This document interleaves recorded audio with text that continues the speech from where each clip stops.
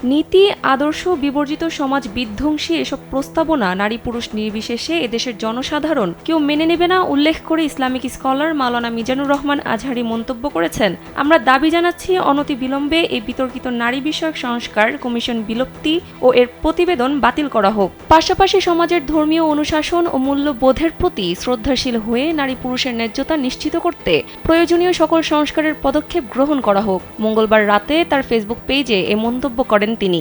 আজহারী বলেন, নারী বিষয়ক সংস্কার কমিশনের পূর্ণাঙ্গ প্রতিবেদনটি জনপরিসরে প্রকাশিত না হলেও গণমাধ্যমে বেশ কিছু সুপারিশ উঠে এসেছে।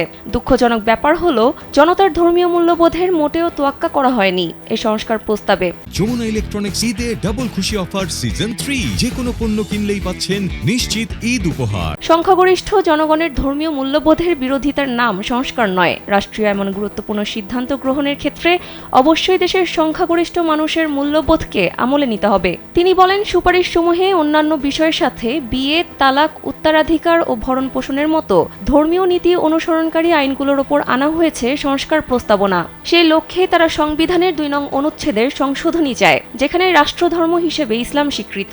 এছাড়াও নারী বিষয়ক সংস্কার কমিশন সংবিধানের 28 ও 29 অনুচ্ছেদের একাধিক ধারায় পরিবর্তন আনার সুপারিশও করা হয়েছে।